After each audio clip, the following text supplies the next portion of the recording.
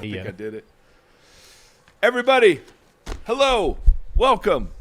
VOXOLOGY podcast here. I went in to that intro without any counting down. So, Tim, that's one less thing you have to worry about. Yep. Thank you. Couple things. First of all, we're delighted that you would be joining us. We are continually shocked that anyone outside of our immediate families listens to this. And so thank you for that. Secondly, Timothy John Stafford, we have a bit of a shindig, if I can use that word loosely, that we are throwing. Do you throw a shindig? Host a shindig? I think you host it. In May 9th, 10th, and 11th. We mentioned this last episode. We're going to mention it one more time. We are hosting 18 pre-selected, what would we call them? Ministry folks, ministry adjacent folks who... This is people who are predestined? Is that what you were Yes. Saying? Yes, you are part of the elect. No, we're because of we are just surrounded by incredibly generous people. We are hosting a 48-hour gathering for people who are in vocational ministry. You don't have to be a pastor, even though we call it a pastor's gathering, but you know what we mean.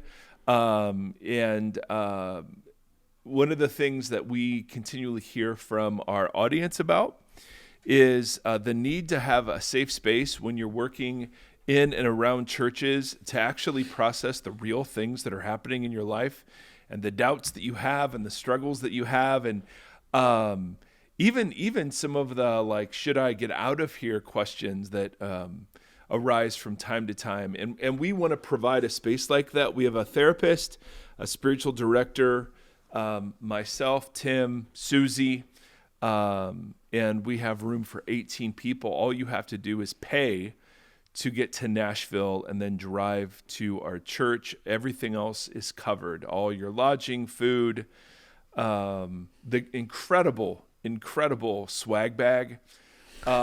This is not, we are in no way related to a conference, nor are we conference adjacent. Nope. We are very simply, we have... it's like an inverted conference. Yes. I don't know. Inference? Yeah.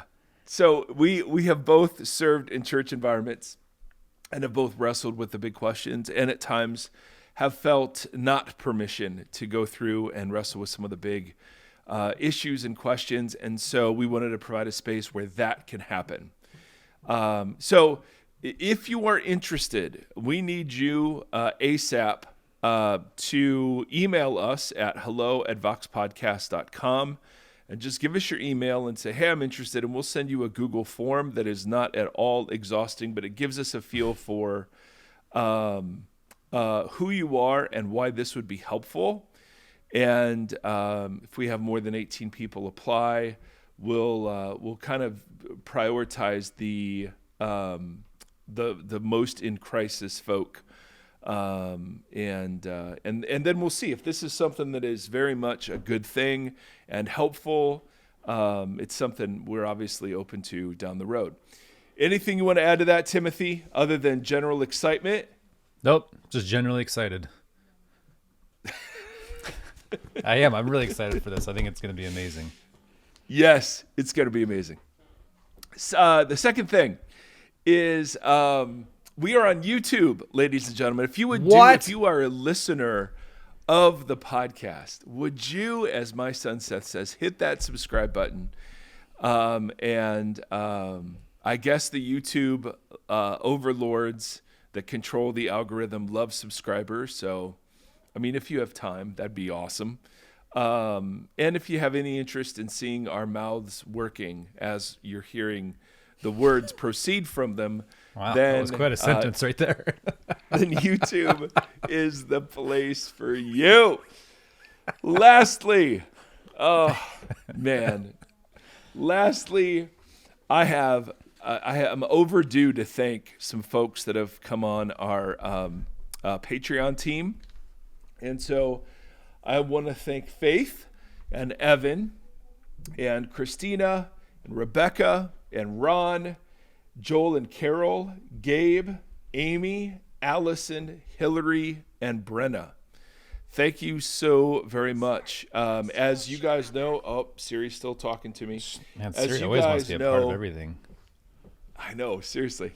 She's always listening. Seriously. Oh, come on now.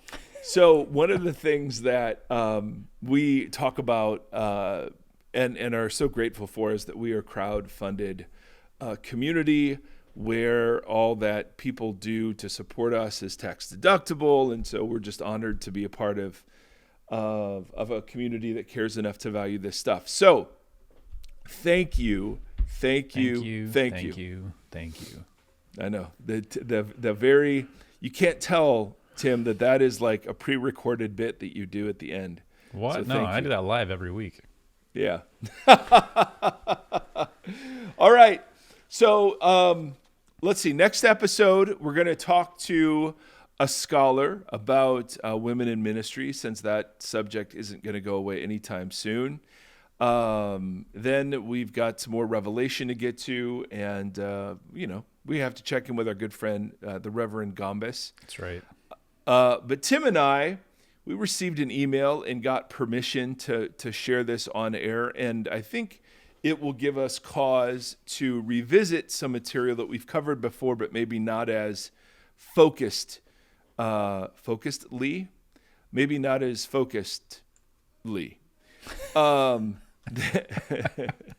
This is from... You understand the words that are coming out of my mouth? Yeah. Oh, just picture a breadstick, Olive Garden breadstick that has a mouth, and that's Mike. And then picture a pretzel. All right. With a hairy pretzel, and that's Tim. That's what everybody wants.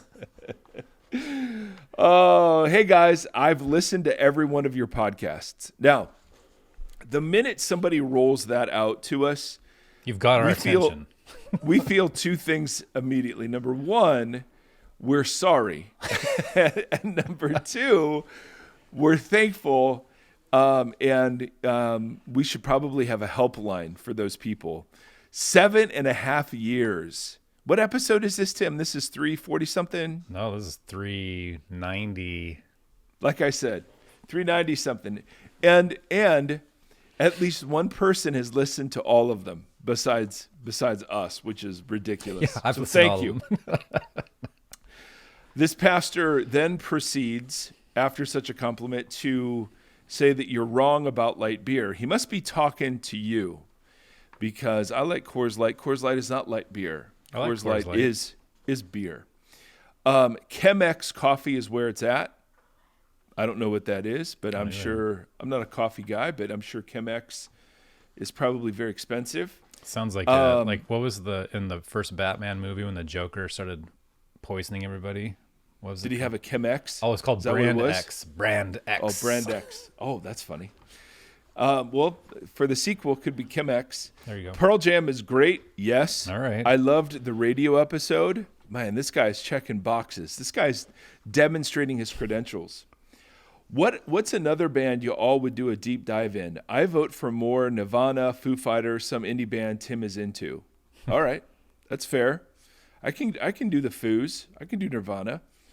I look up to you both and appreciate the way you guys handle hard topics. Well, we'll see if you do after we get through with your question. I'm a pastor, and our church elders and I are wrestling with a particular church discipline case.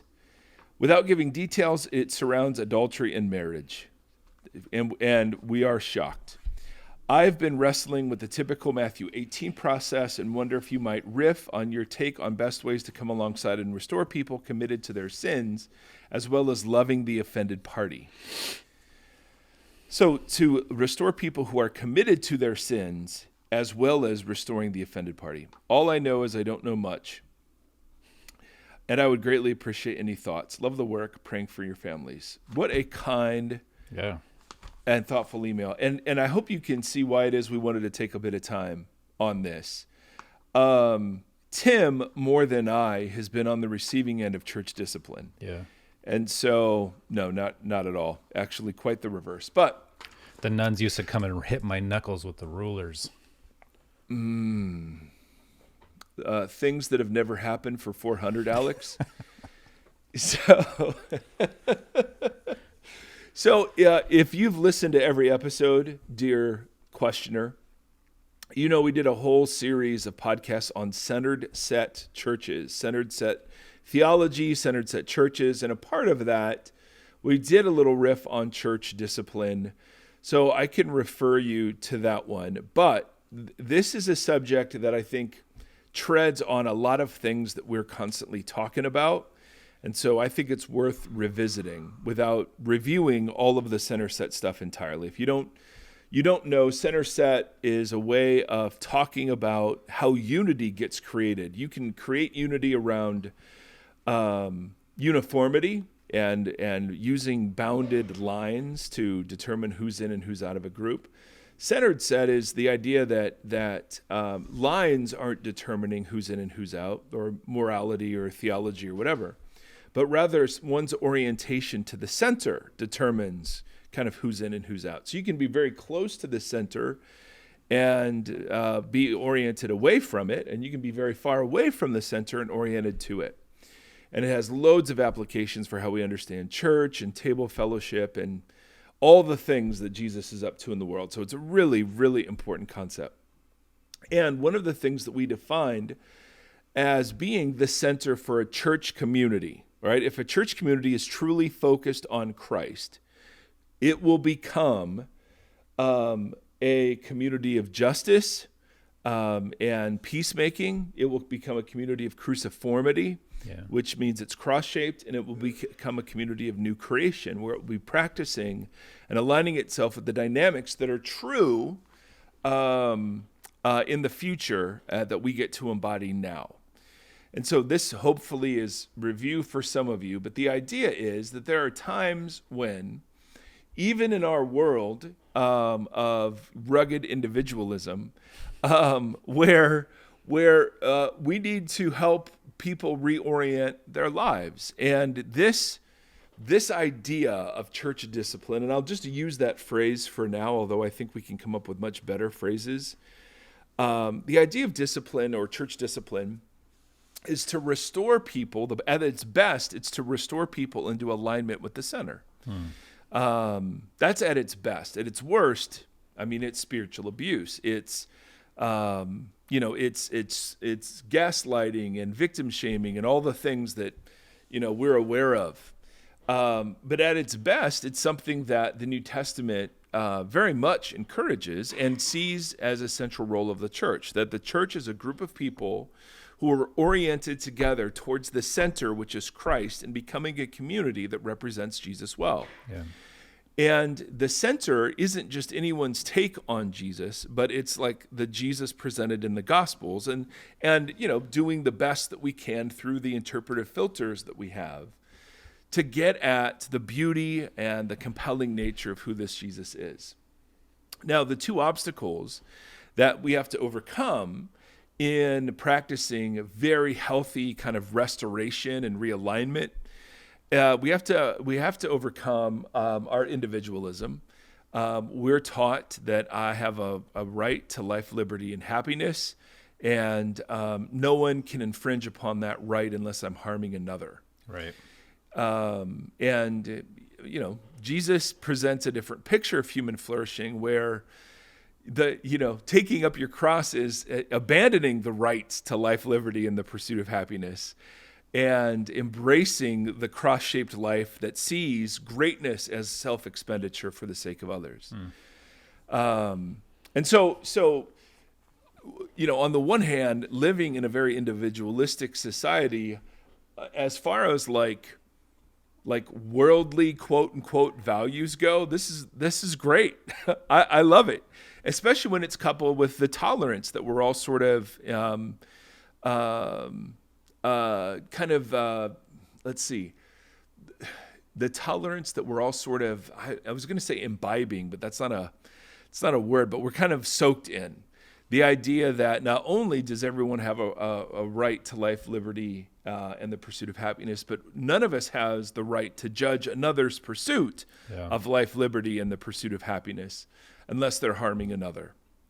And so those two values, the individualism and like the quest for absolute tolerance, man, if I had to choose to live under values that, are reflected in society, those are two great ones, but they don't accurately reflect the values of the kingdom of God. And part of the whack job that we're seeing that is some forms of American Christianity is actually the result of exactly that.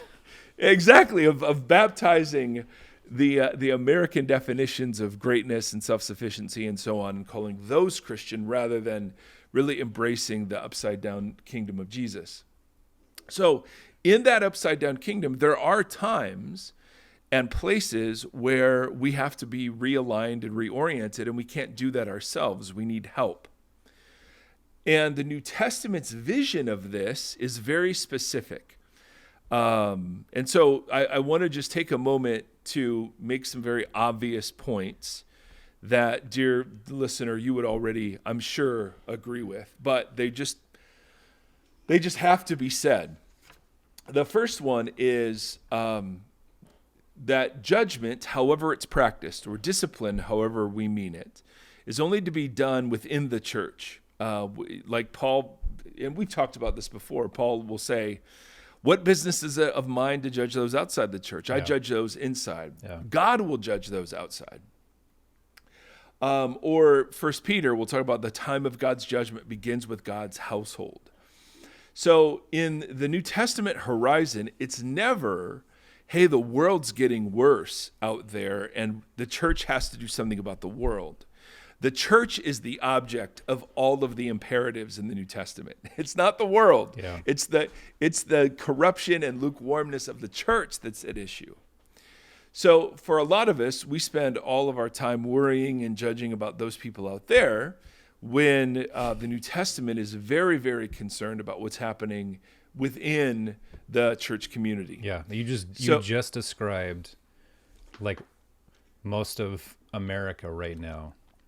And like, you know what I mean? Like, this is how the church exists. Not the whole church, but a lot of the church exists exactly in this and mandating how other people live their lives. That's right.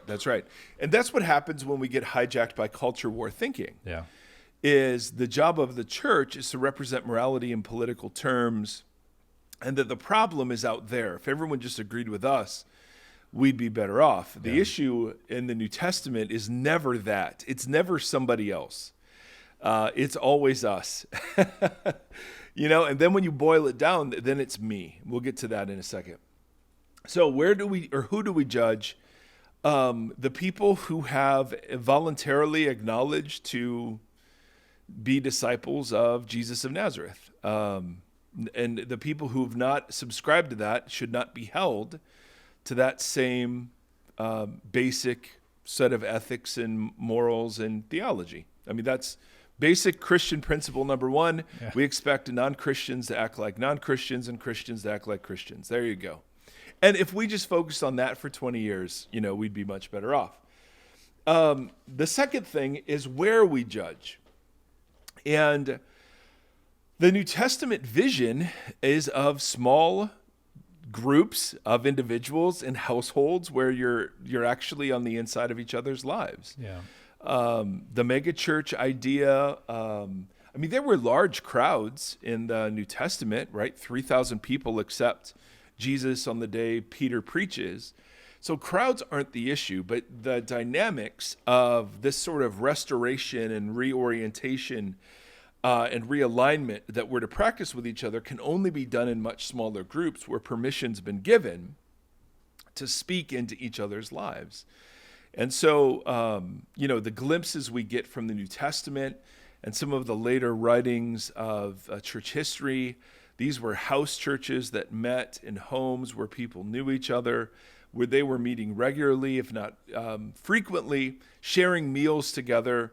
And the letters often were written to deal with problems that were popping up in the communities. Yeah. And the assumption is that within those communities, if everyone had agreed that they were going to follow this Jesus, Paul or Peter or John or whoever would explain what following this Jesus looks like in that specific setting. Yeah. So there are some elements of, say, Matthew 18 or 1 Corinthians 5 that you can't just lift out of the the New Testament and just apply it into daily life, right? Yep. And so often what churches do, and this is what I've done, is we will hold leadership accountable to a higher level of fidelity and faithfulness than we will kind of attenders. And with attenders, we often have a don't ask, don't tell policy. But often what churches will do is, if they're large, they'll worry about the church leaders, those who are leading teams or leading ministries or whatever. And that's the way they'll deal with that. But it sounds like in this instance, there is somebody who has committed adultery and I can only imagine the fallout, from that. So how it's addressed, or where it's addressed, it should be, congruent with the how. So if somebody has a very public role, the idea of the New Testament is that it would be addressed publicly. If somebody doesn't have a very public role, it would not be addressed very publicly. So makes sense so far, Timothy. Yep. So that's who we're to focus on, and that's where we're to focus. But how do we judge? And we talked about this galore. But the difference between judging and discerning, right? Two different uses of the word krino, one of our favorite words. We need to make VOXOLOGY like flashcards or something. Oh my goodness, Chutzpah, yes, krino. Firmament, krino. We've got a whole bunch. We do have a whole bunch. Yes, krino. It's one of our favorites. It's the word that Jesus uses when he prohibits judgment. And he says, do not judge lest you be judged. Do not condemn unless you Don't use bad krino. Yes, or you too will be condemned is the idea. And so Jesus is ruling out the kind of krino, which is the word for judge there, the kind of krino that condemns. And so one of the ways, like Greg Boyd has written some great stuff on this, but one of the distinguishing points he makes is that good krino, discernment, we'll call it, separates things like ways of life or patterns of living, whereas the bad krino separates people into good and bad people or sinners and saints or whatever else. And so even as we engage in like the helpful reorientation of other people, we're not doing that on the basis of their character or person. We're doing that on the basis of the behavior. And that becomes really, really important because, there are some big time sinners in the early church and getting drunk at communion and, the sexual sin was pretty crazy. And yet, Paul at the beginning of the letter will say, to the saints in Corinth. And there's an identity piece in the Christian life that we dare not ever attack on the basis of somebody's external behavior. So the good krino is the kind of krino that just separates, hey, this is helpful, this is faithful, this is flourishing, and this is most certainly not.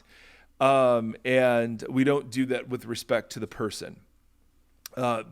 Again, kind of review. So the other thing that we do when we are so let's say it's with somebody who's committed to this Jesus.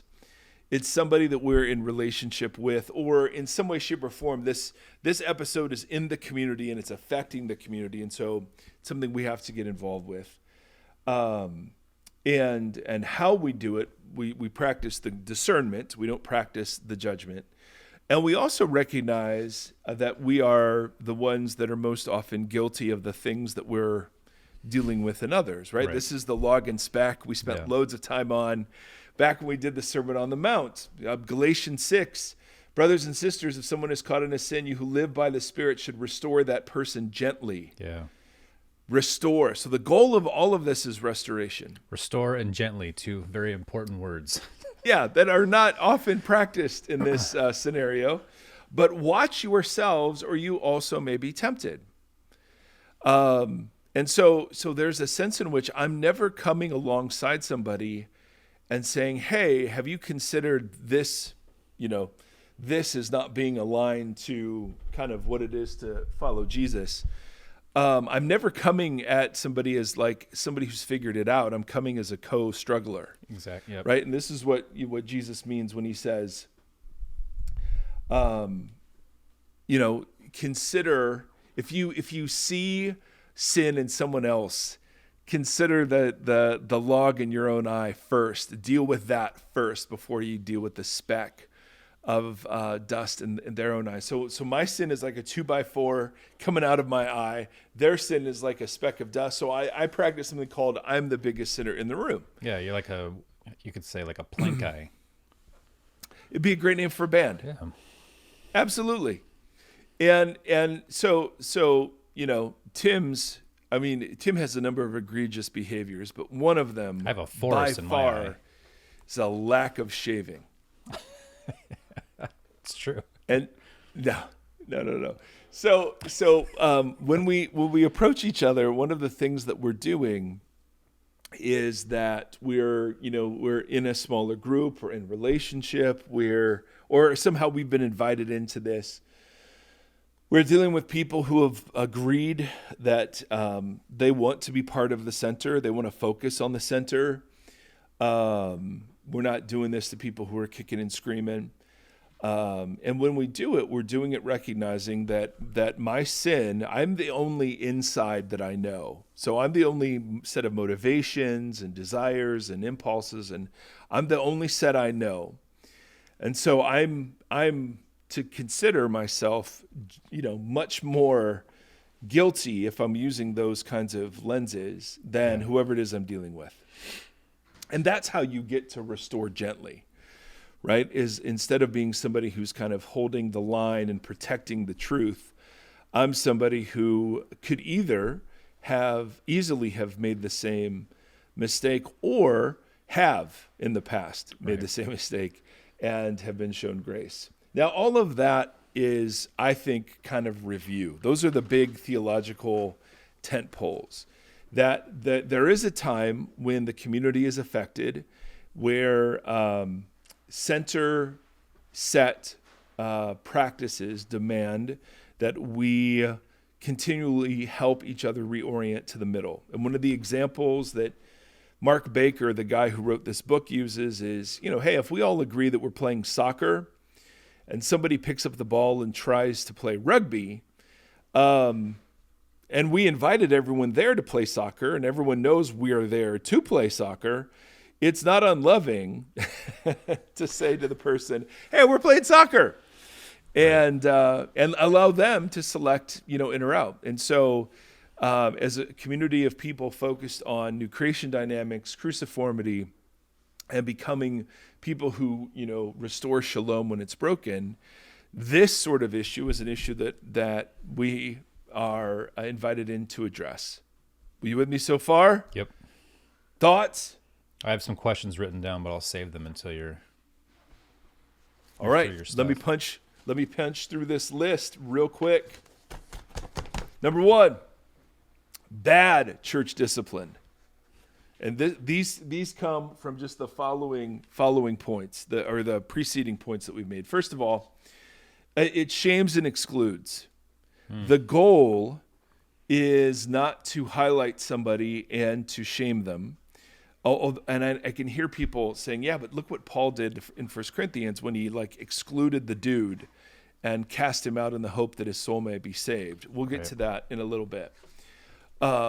Obviously, those are very different circumstances than what we're dealing with here. But if our judgments only serve to reinforce who's an insider and who's an outsider, then they're condemning judgments and they're wrong. Yeah, and that is a very prevalent MO, like that, that version.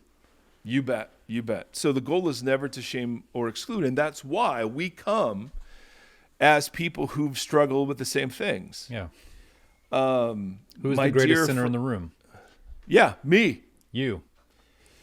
Yes. Of the two of us, yes. Bad church discipline focuses on the externals. It focuses only on the observable behavior or the presenting sin. And the goal of it is to get you to stop sinning. Yeah.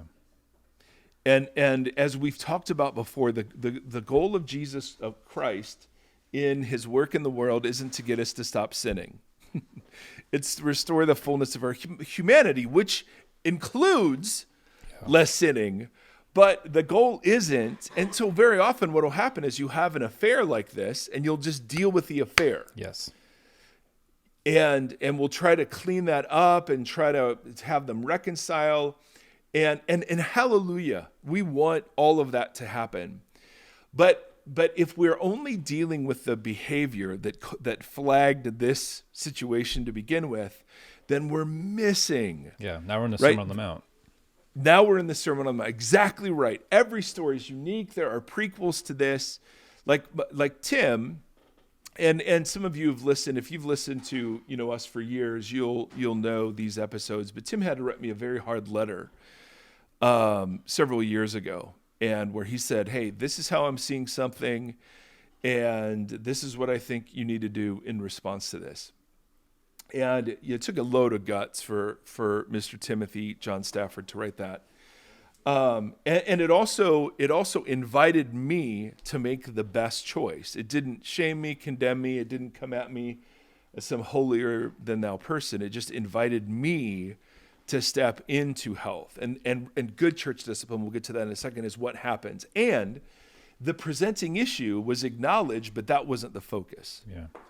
The focus is on the backstory that leads there. And obviously we have to deal with the sin and its communal effects. That's the issue, is that we're not isolated individuals. We belong to each other. And there are some sins that are more impactful to the community than others. Yeah. No, that was great. That description right there. How did you just say that? How did you just word that communally? Like how we exist? I don't know. I don't know. Well, Rewind it. Everybody hit the back 15 seconds button on your podcast app. Yes.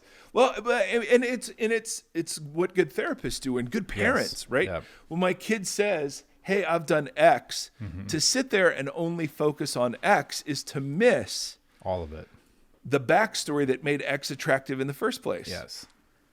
And that's where the transformation of Jesus takes place. At that realm, not at the realm of behavior. Like we can have all the accountability we want and the software on our computers and people checking our phones and whatever else. But that doesn't get at the heart. And that's what Jesus is obviously most interested in. And that really shows the communal. It's hard to notice that stuff when you're isolated and individualized. Exactly. So, yes. Yeah. That's so true. So true. I'm a great hider. Yeah. If there's no one on the inside of my life. You bet. Bad church discipline is usually done between those who haven't sinned and those who have. Right. So whereas a 12-step group is a much different form of restoration. Yeah. Right? It's like you go there knowing every single person around that room has done exactly what you've done. Yeah. That's just such a different thing. Yeah. And some of the greatest healing I've ever experienced came in group therapy among people who, were far more of a mess technically, right? I use air quotes, but I fit right in. And so good, so good. And then often what churches tend to do is they'll have some sort of universal process. Here's our decision tree for church discipline cases, or here's our process for church discipline cases. And I want to argue against that. So for reasons I'll get into below, I think what bad church discipline does is it causes people to leave, to hide, or pretend. Yes. None of those are kingdom dynamics. None of those are new creation dynamics. Now, that's funny. There are those things cause you to isolate. Right? I mean, that's the outcome Yeah. of each thing you just said, is that the way we conduct it forces people into isolation, which is the opposite of everything that you're advocating That's for. right. I think there's something to be learned in 12-step groups that the church has 100%. lost. Yep. Which There's is funny you because know- they adapt church language into that. You know, like you Oh, absolutely. say the But Lord's here's- Prayer, and you do like, you know, it borrows from Christianity, however, is doing it better than the source material. Yes. Well, I just had a guy who came up to me 2 weeks ago. He's part of a 12-step program. And he said, the interesting thing about churches is that they'll let us into their basements, but they'll never let us through the front door. Oh, And he was joking with other people in his group about how they always meet in church basements. yeah. And he just thought that was highly symbolic. They'll let And I us don't into know the that that's- basement, but they won't let us through the front door. Right. I like that.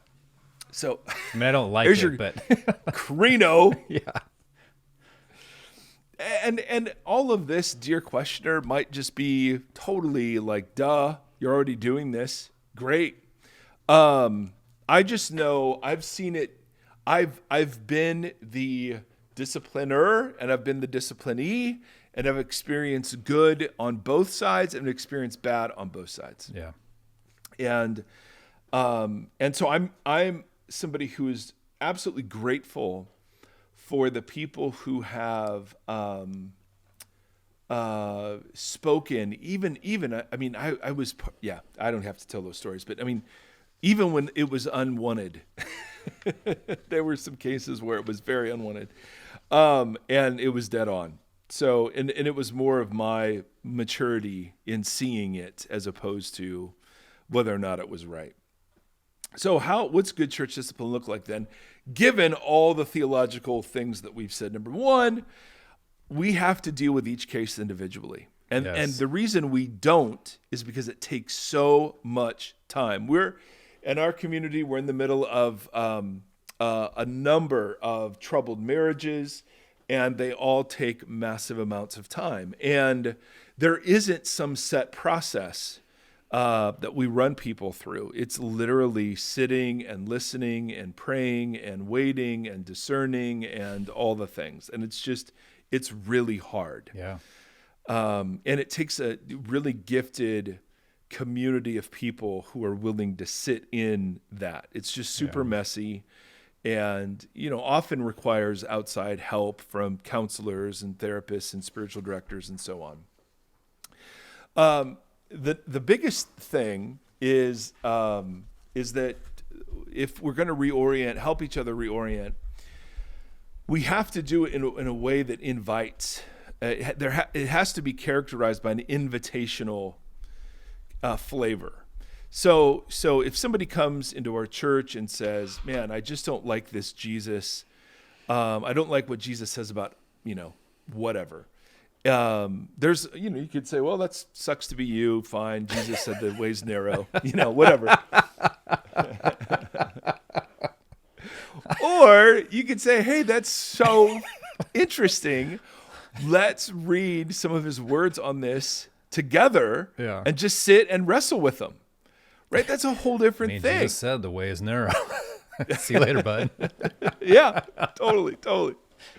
Right? I mean, it's the same way we handle questions, and parents, we're guilty of this. We're guilty of turning our kids into little moralists because they learn how to hide and pretend. Yes. When in actuality, what we want them to do is we want to invite them into the true nature of their desire and their feelings, even when it's ugly. Yeah. Yep. And especially when it's ugly. Yeah. Being loved in our badness is one of the most transformative things that can happen, and it so rarely happens in church contexts. Yeah. But happens in AA. In the healthiest forms, yes. Yeah. Absolutely. And there's an invitational to it. No one's making, no one's coercing, no one's manipulating, no one's guilting. Yeah.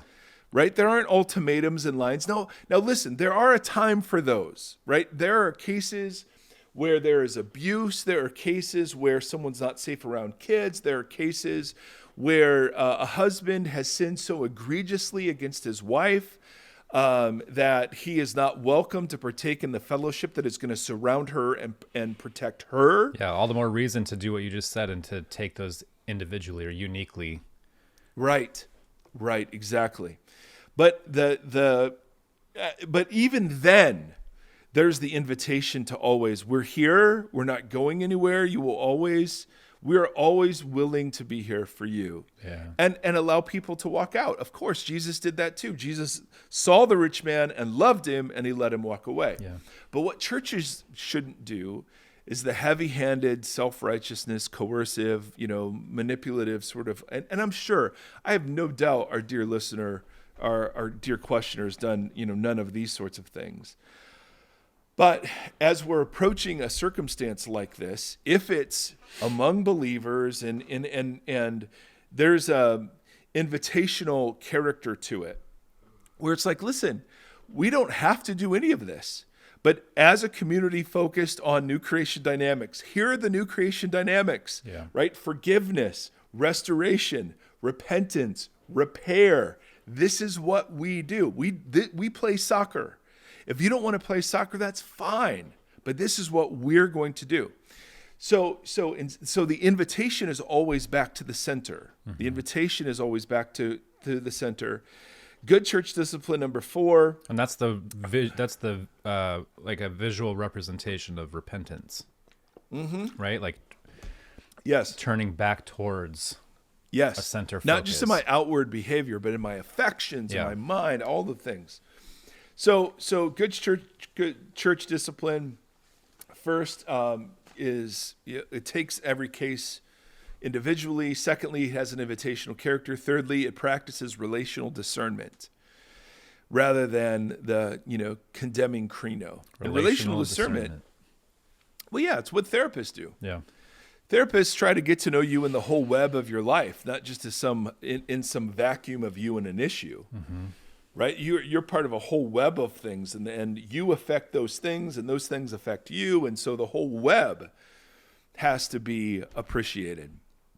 And so we don't ever look at people as isolated mistakes. We don't look at people as events or actions. We look at people as sequels and prequels and snapshots that we're just getting at the moment, and we're wondering what the backstory is. Curiosity is the best practice for the good kind of church discipline, because curiosity provokes us way beyond what the presenting issue is. Yeah.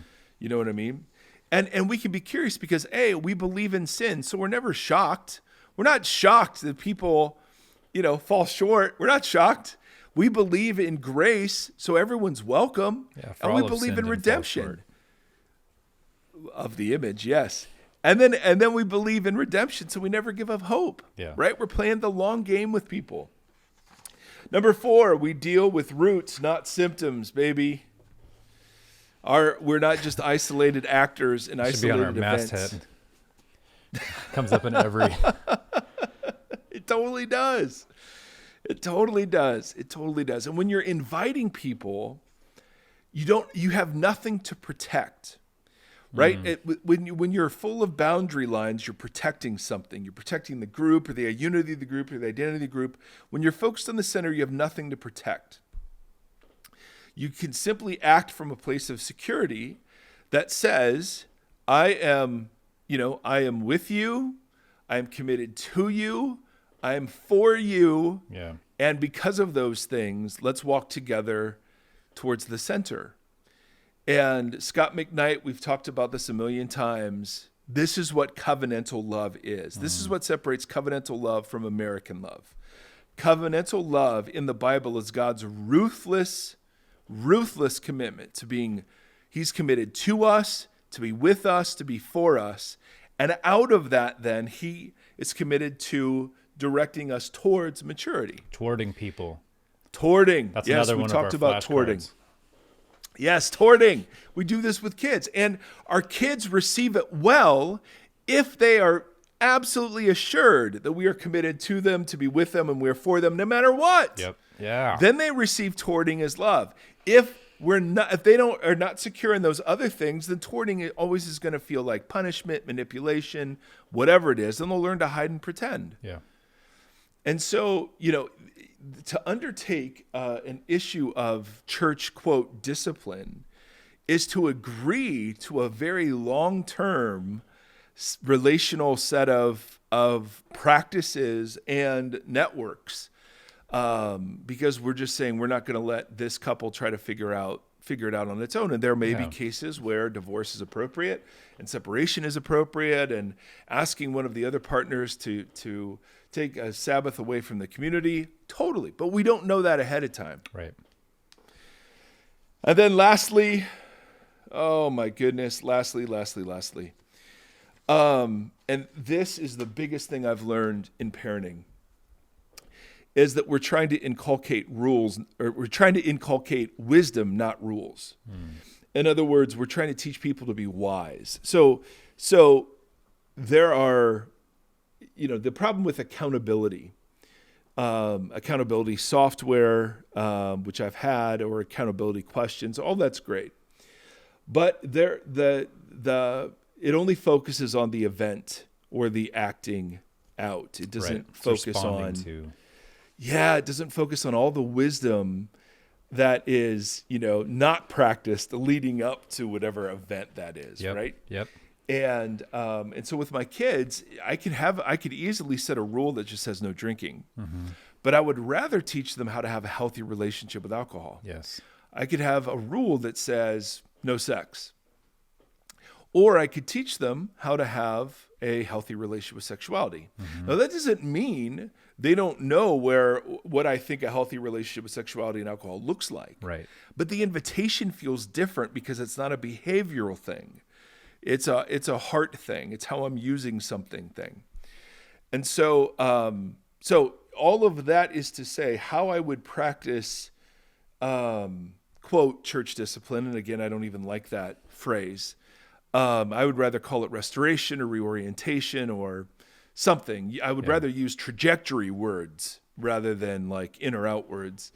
It's so much different from how I would have ever considered it before. Yeah.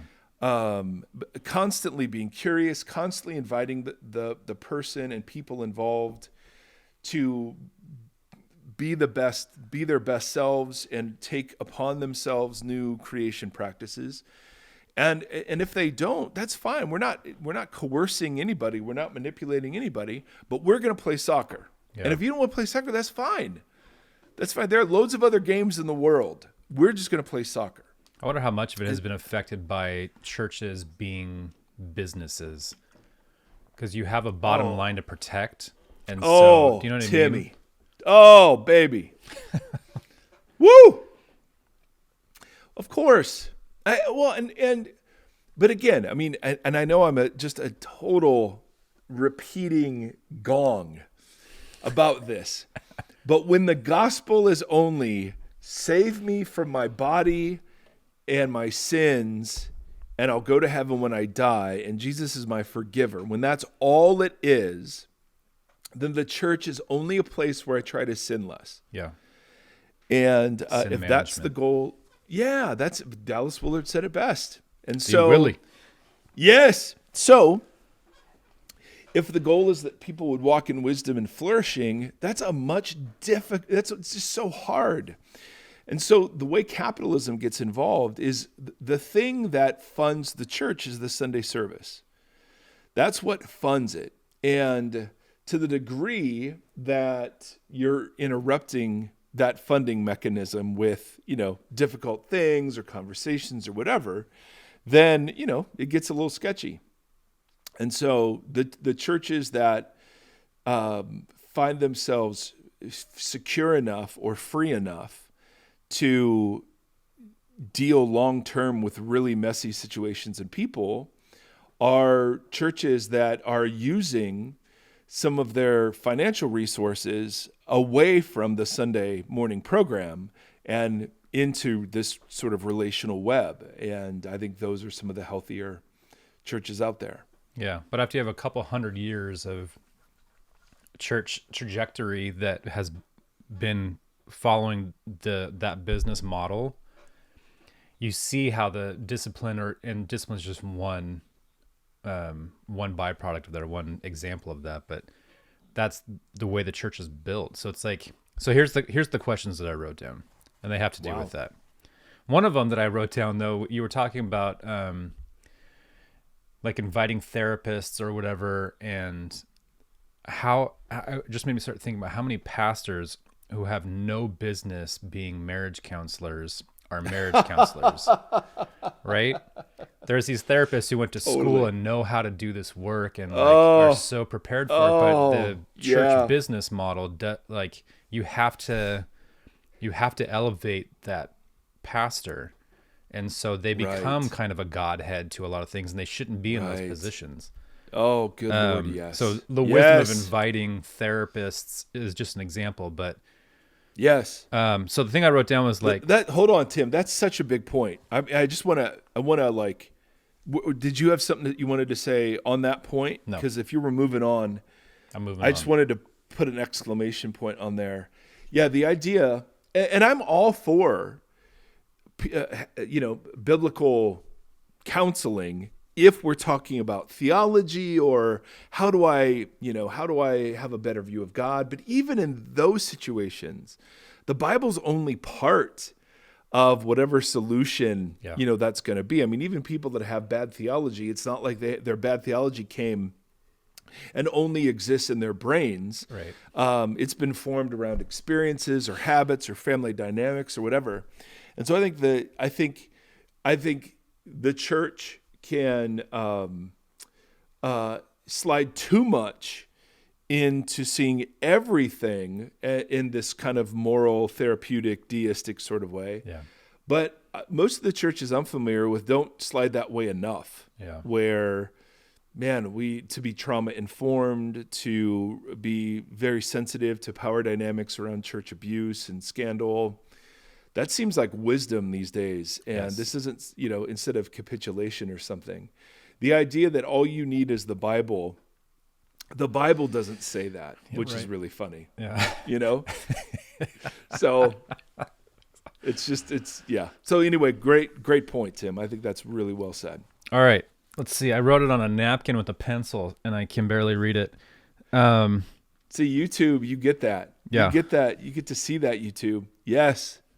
Yeah, I can't read that. So I wrote down, change the conversation, the culture, and the public and private. And you've talked a bunch about the public and private, and for a pastor, and in the position of like, you have this version that is the one that is in the public, and you are not allowed to bring the private into that, and it creates this imbalance that always eventually falls. And so when I'm thinking about like reacting, how do we react to this couple that's with adultery, whatever the original email thing was talking about, like all we tend to always just react to things. And you've talked about that a little bit just now with like only addressing the symptoms and not the causes or the roots, right? Like we just keep reacting to things and trying to restore, which is great if you're going the restoration route. But how do we change the conversation so that every church I've been at, every single church that I have been at, one of the main pastors had to step down for an affair. And I'm like, whoa, this is kind of like an epidemic. Like, it's 100. It's 100% for me. Yeah, of churches that I've attended, and so it's like that's a big. I mean, it's to me that's a big red flag that's waving. It's like, well, why does this keep happening? Yeah. And how can we change the conversation and change the approach? Because the version that we're doing is forcing people into private lives. Mm-hmm. And then something happens and we're like, oh my gosh, I can't believe this holy person did this crazy thing. And it's like, well, yeah, we pushed him into the closet and said, you know, we don't expect you to behave. We just know that you will or something, like totally. And then when people fall, cause they're human, we're not equipped for it. And so we just react and react and react and react. So it's like, how do we change the model that we have of building culture, our culture or whatever? How do we change that whole conversation? And it's one of the reasons I'm excited about the pastors retreat is because we have like the two people that we have coming in, the therapist and the spiritual director. Like, they're just these wise and understand that lane of traffic really well. Like they know what their lane is and how to help people in that lane. Yep. That's it. Those are the questions. So I was like, how do you redo this so that we're not always just talking about how do you discipline well? It's like, well, how do we change the conversation so that people can be more, I don't know, center focused in a way that is how you just described all of it. Like it's an all encompassing center focus so that it doesn't force people into privacy. Oh my as goodness. Shame does. And we've talked a lot about how we're such a shame culture. Oh, Tim, man, we'd have to rethink church, pastor, ministry. Yep. All of it. Right? I mean, all of it contributes. All of it contributes. And there are people who do it in a healthy way, for sure. The ruthlessness with which they have to deal with the captivating dynamics of the stage, I mean, no one prepares you for that. Yeah.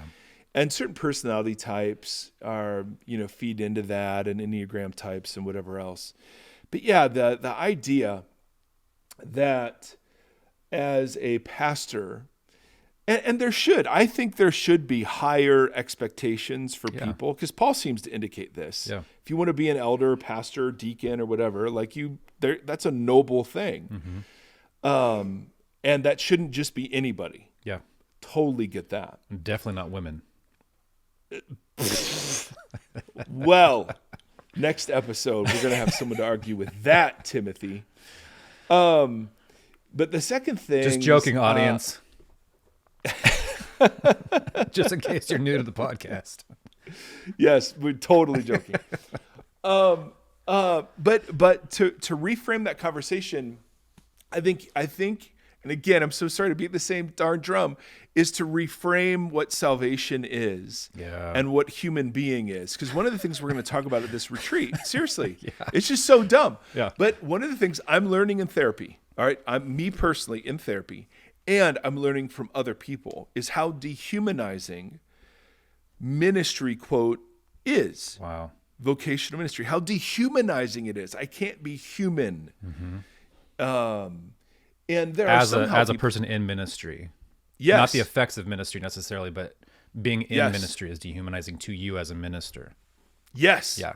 Absolutely. And then it becomes dehumanizing to the people. Totally. Of course. Yep.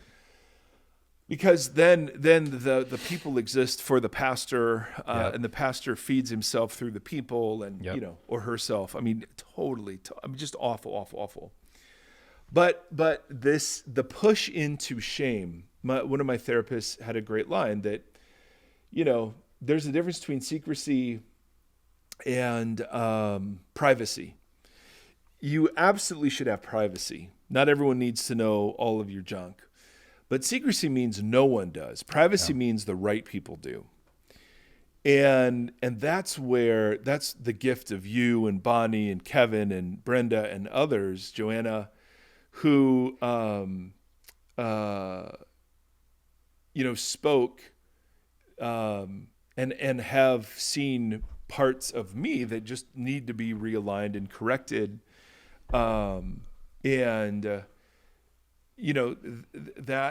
That it can't be for everybody else. That's not a like we were talking about. That's not a whole church thing or a public thing. Right. Very often it needs to be something that's done in and among people who are committed to you, with you, for you. Yep. And then there's towarding. And so the fact that a lot of pastors don't have that, because of the fear of losing vocational, vocational income. Yeah, your job. I mean, yeah. You have a financial incentive to appear more holy. What do you do with a seminary degree once you are out of ministry? I've been wondering. I don't know. So man, I think, Tim, all of that, and that's the kind of stuff we want to explore. I mean, we didn't intentionally mean to plug our little dealio here. And by the way, this is paid for, meaning we're not charging anybody for this. So this isn't some money-making conference thing we're doing. This is just like, hey, this is a gift we want to give. Yeah. And we were going to wrestle with issues like this. Yeah. So, man, so good, Timothy. And dear questioner, I hope something in this was helpful.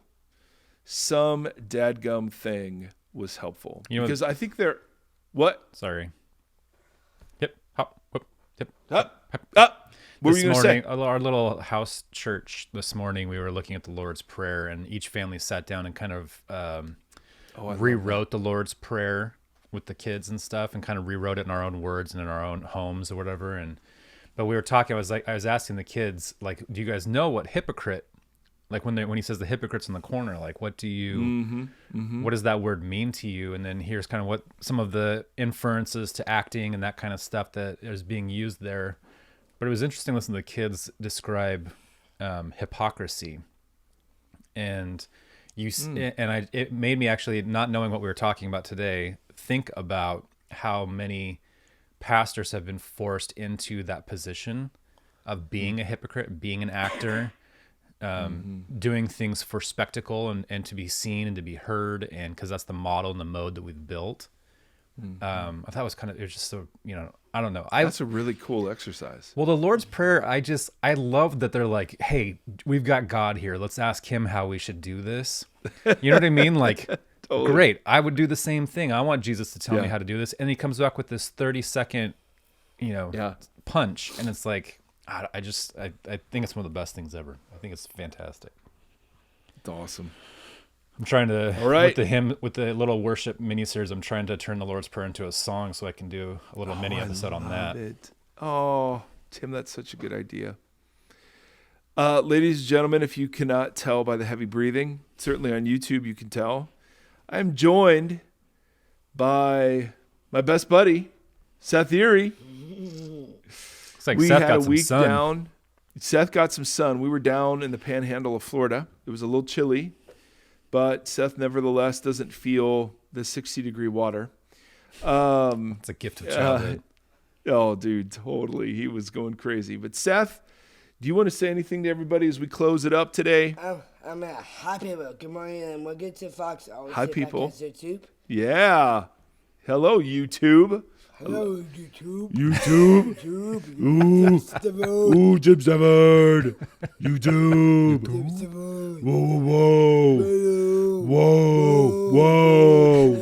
Whoa. I think people have hit stop now. They're on their recordings. But keep going. You want to do blessing? Yeah. We need a Seth blessing.